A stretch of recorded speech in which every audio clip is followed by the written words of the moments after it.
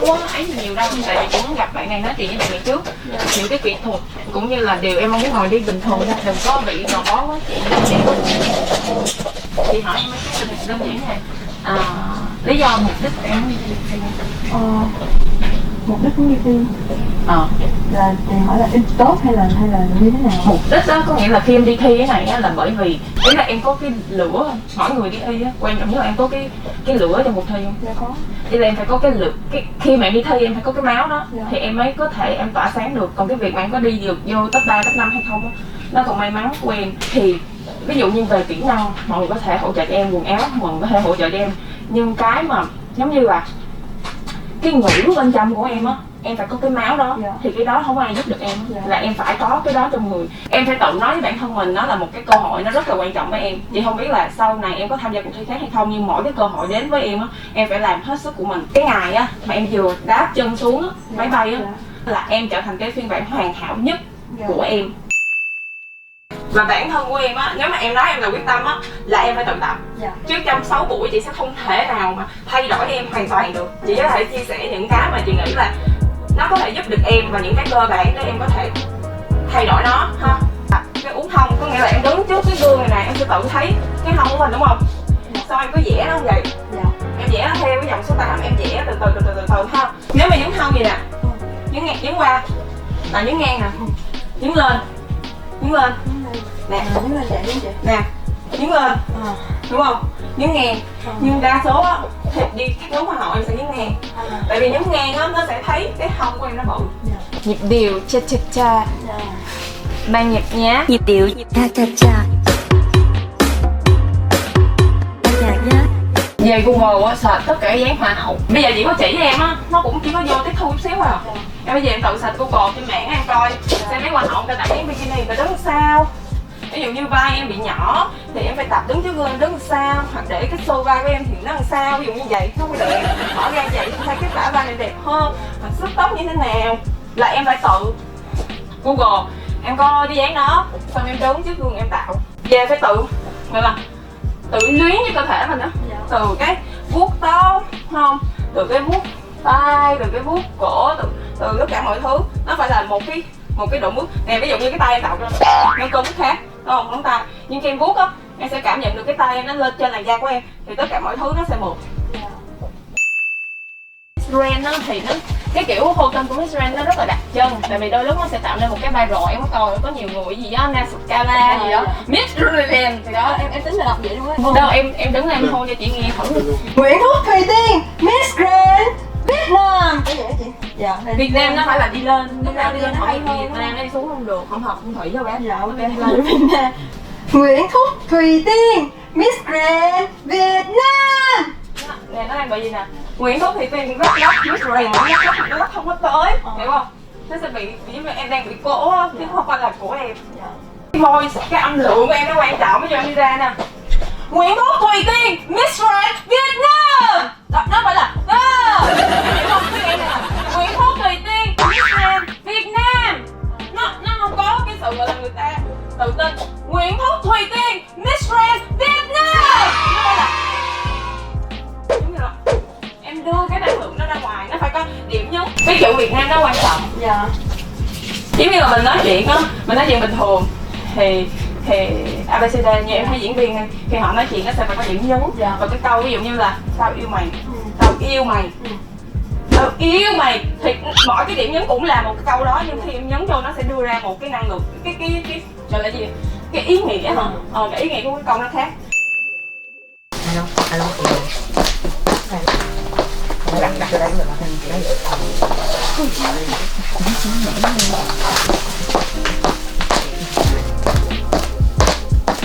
Thì sao? Em đây giống như em đang đi trình diễn thì đây. Dạ. Thì cái bước chân cái em phải hiểu cái gọi là cái cơ cấu của bước chân nó sẽ là gì, lên đi ra xuống. Thì trong đi các bước nó sẽ có hai dạng. Một á, người ta sẽ có người á sẽ sử dụng lực bằng mũi, người sẽ thích sử dụng lực bằng gót. Có nghĩa là có người ta đi nhóm như này, có nghĩa lúc nào cũng sẽ lấy cái đế của người ta á là hỏng. Nhưng có người họ sẽ đi bằng lực gót ha. Thì cái này nó là một cái cơ cấu của một cái bước chân các bước đi bình thường đó.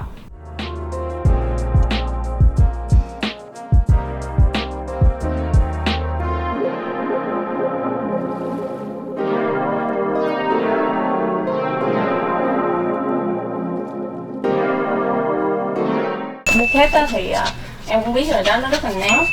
Thì cái đó em phải tập ở ngoài trời như nào mà để cái mặt của em nó không bị nhăn. Thì á ở nhà em tập như này, em đi ra ngoài ban công á, nhớ bao kem chống nắng. Trời nắng gắt nhất á, em cứ nhắm mắt lại, em nhìn lên. Ví dụ như đây là mặt trời đúng không? Em nhắm mắt lại, em nhìn lên. Sau em thả mắt xuống, em nhìn xuống. Cái đó là cái tip, tại vì thường á em đứng dưới ánh nắng mặt trời á thì mặt nắng nó chói á, nó sẽ làm cho mắt của em cái mặt của em nó mệt. Cái thứ hai là nó sẽ nhăn. Thì để cải thiện cái đó, đôi lúc em sẽ phải ăn gian lên. Này chị nói thiệt nha, khi mà chị đi coi em đi catwalk á là chị thấy là nó thiếu một cái gọi là cái năng lượng á. Nó là một con gái xinh thì đi nó bình thường chứ mà để nó có cách tính riêng đúng không? Không có bóc không?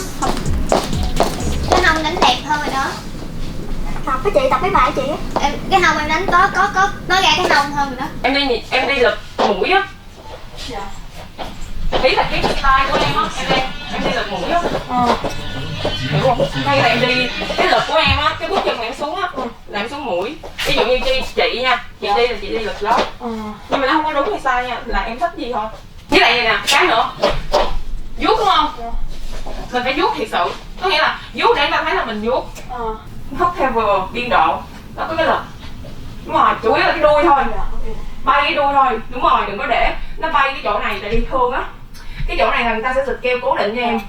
Thì em ăn gian chỉ tung cái đuôi để nó bay nhiều hơn, nó không bị rối của em nữa. Nè thường á là Cam nó đi ra từ đây rồi, tự nhiên nó sẽ follow em từ cái đoạn đi ngang qua. Là đi ra đã phải tươi rồi, đó em tươi. Rồi em quay vô nè. Đó, cái vuốt nó bị rất là hồi hộp. Tự nhiên em vuốt đây cái giày. Ví dụ mà vuốt lên đúng không? Em vuốt sao? Rồi sao nữa? Sao rồi vậy? Rồi thì đó mình vuốt lên, nó giống như một điệu múa đi. Nó phải mồ ra. Khi mình quay á, muốn quay nhiều không?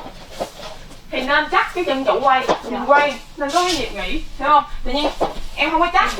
Đúng rồi, em vừa quay xong em đi tiền đình. Não máu chưa lên não kìa là em sẽ bị em bị tiền đình, để em thấy em bị tiền đình ha.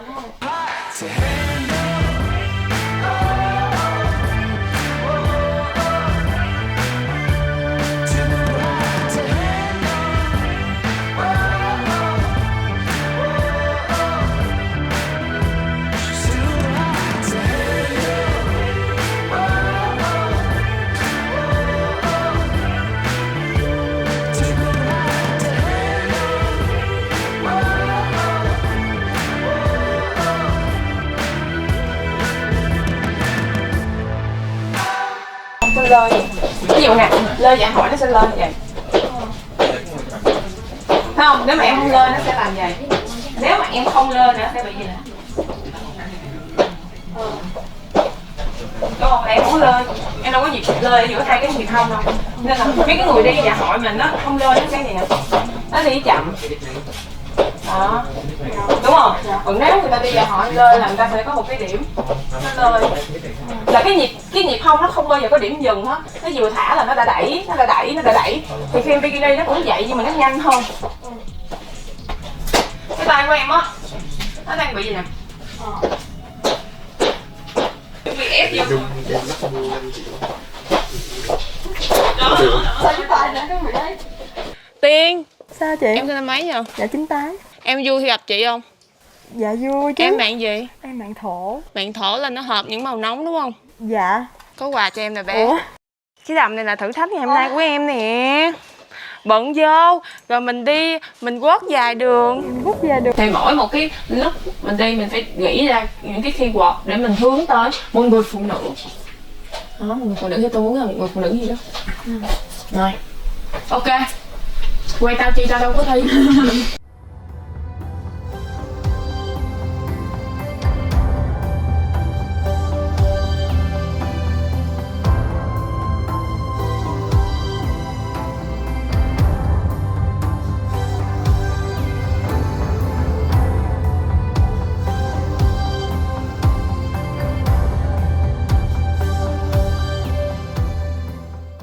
Cái bước đầu tiên em tại sao?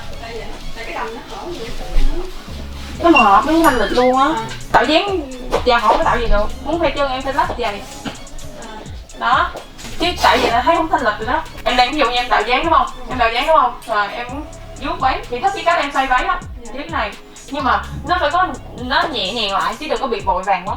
Kiểu giàu có lên chút, rồi tí như là mình giàu có, mình doanh nhân xíu, mình sang lên. Ví dụ như cái tay em muốn thả, em cũng phải thả vậy chứ không thả vậy nha, không cầm váy gì nha. Không cầm váy dài một, cái tay mình phải đó, nó phải dày. Rồi ví dụ vuốt người là phải vuốt dày đó, biết sao không? Khi em vuốt vậy nè, cái chỗ này em sẽ đẩy ra nè, rồi tự nhiên sẽ thấy cái khung người em nó đẹp. Ở đây vuốt vô, đó, vuốt người mình lên. Hôm nay chắc tới đây thôi. Trời ơi, đừng quay mấy cái này. Đừng quay mấy cái cảm ơn. Em cố gắng em đi, chị chia sẻ cho em cố gắng em làm hết mình là chị vui rồi. Đâu em cũng thích vậy luôn, Nó nó thập niên thôi. Nó giống thập niên hồi xưa thì nó đẹp hơn. Nhẹ nhàng. Bây giờ mấy chị ít nhìn không? Tự mẹ đi, mẹ ví dụ đây khán giả nè, camera là khán giả của em đó. Lúc nào nó cũng sẽ có camera đi cái kiểu ra lên này.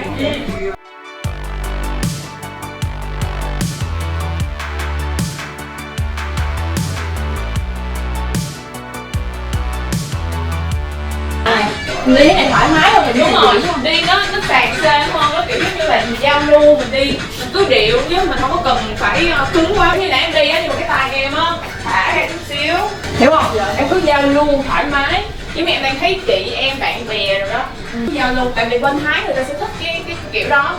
Những cái tiểu tiết như này, ví dụ em đang cười mà em bị đo quá thì em sẽ một á là em sẽ gật để em lấy cái lúc em gật xuống á là cái lúc em nhả miệng để em lấy lại cái hơi và cái biên độ môi của em lại á, cho nó thêm lên, nó cười lại tự nhiên hơn. Cái thứ hai là hoặc là em đang cười không,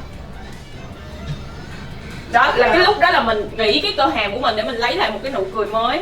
Nhưng mà đừng, ví dụ như người ta bình thường nè để nhảy, nhưng mà cái này em phải ăn gian để cho người xem á, người ta luôn thấy là mình luôn tươi, mình không có một cái khúc nào mình nghĩ hết. Nhưng mà thật sự là mình có nghĩ. Một là em đứng dày, hai là em đứng chụm lại dày, hoặc là em đứng chéo chân thôi. Và cái chéo chân để cái chân mình không có bị gãy á, để cái chân mình nhìn dài là chéo dày. Đó là cái này, cái mũi nè thẳng, lúc này cái mũi em cũng phải thẳng như camera đó. Đó như này. Đó, ống kính này em thấy cái hông chứ không có bự đúng không? Vẽ về, vẽ cái hông nè, vẽ cái hông đó. Cái này dẻo quang dày, đó, thẳng người, vai mở, tay này, đó đúng rồi. Như vậy sẽ thấy cái hông mình bự, cái thắt eo mình nó sẽ nhỏ lại. Cái tay á là lúc nào cũng để lên đùi. Nè, đùi vuốt nhẹ lên. Đó, là nó hài hòa nhất là em cứ chống hoài nó sẽ bị cứng. Cái người em sẽ bị cắt khúc. Nên là chống một bên là cứ vuốt. Đó, còn khi mà cái này á, như thế này á thì mình cứ vuốt vậy. Rồi. Hiểu không? Đó. Khi mà em đứng chụp hình em làm vậy đúng, nhưng mà khi em tim cũng phải làm được vậy, nó phải tự nhiên vậy. Không đừng có kiểu như là đi tới nơi rồi mới bô, không phải vậy. Cho nên là hoa hậu đòi hỏi kỹ năng trình diễn nhiều hơn. Đó lý do mà tại sao có xoay váy rồi xoay vòng múa gì vậy. Cái kiểu đó là xoay một nửa vậy đó, kiểu vậy.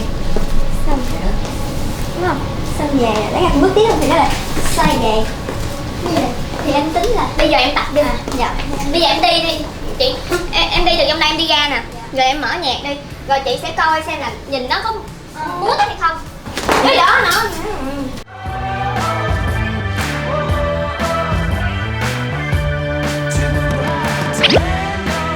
đi ra rồi đây rồi, ví dụ ta đi ra là ta đã, hiểu không? Ta đã hiểu không, là ta đã giao lưu với khán giả chứ mình không có nhìn cái điểm dừng của mình ở đâu. Ví dụ mình muốn tìm điểm dừng, thường ta đi ra là ta về luôn, đúng không? Nhưng mà em muốn tìm điểm dừng thì em có thể, đó cái điểm này là điểm dừng, đó hiểu không? Em nên quay cái chân thuận của em luôn, thì em sẽ đỡ bị lộn giòn. Đúng rồi, em thầy tập. Chứ còn em quay lên, em bước lên rồi em lại không có đúng. Ví dụ như cái chân này là chân trụ thì em không thể nào quay phải được. 2, 3, 4, 5 xoay, bước lên trả trụ xoay về.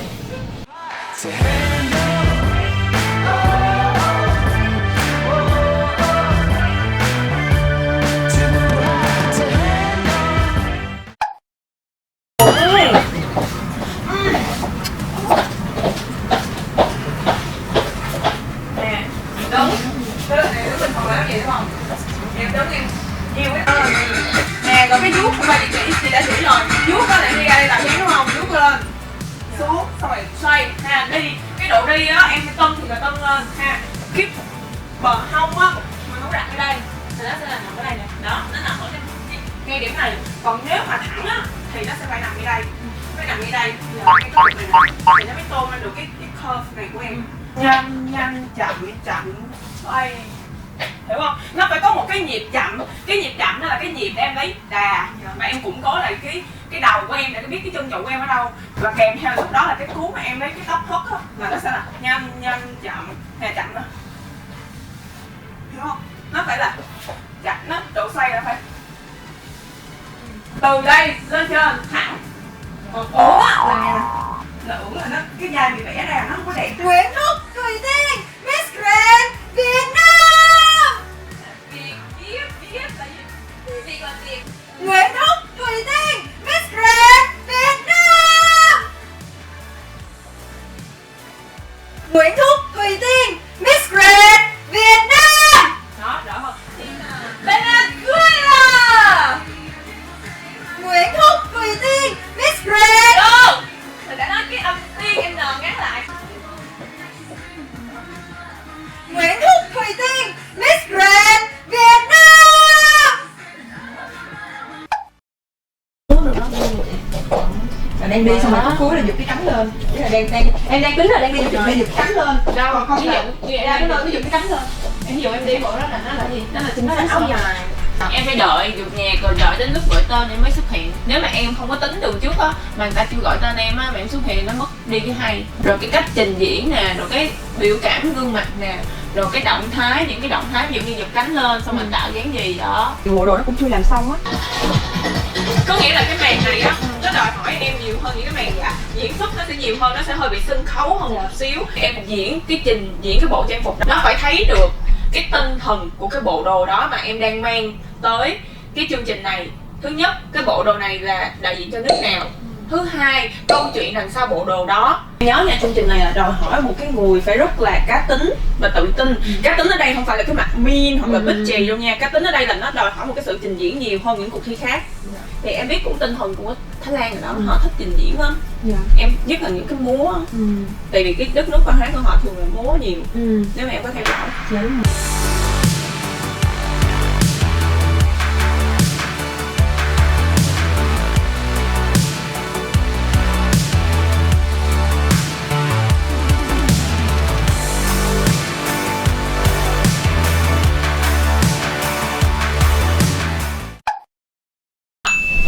Em bước cái chân dài ra thì tự nhiên là mọi thứ nó sẽ bị chậm nè. Bước cái chân dài ra. Đó. Dài nữa. Chân ở đây dài hơn bên kia đó. Đó. Đúng không?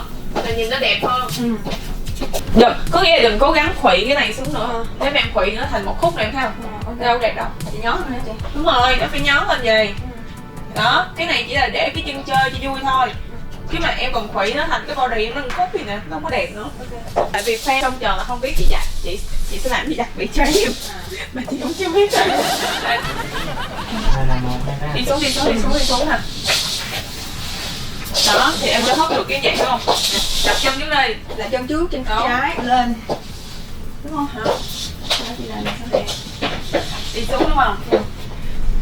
Này chuẩn bị xoay nè. Xoay nè. Xoay. Xoay.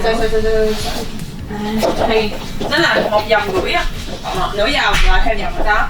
Thì nhưng mà em phải có cái độ lơi đó thì cái tà em nó mới tung, nó mới theo em được nè.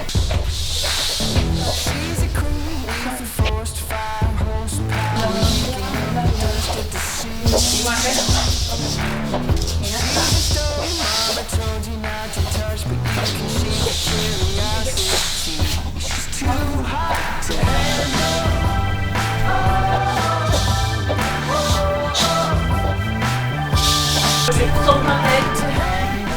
Diễn lộn lộn lên, diễn choa mà diễn nó biên thịt, nó chặt chém, nó tung nết lên với chị.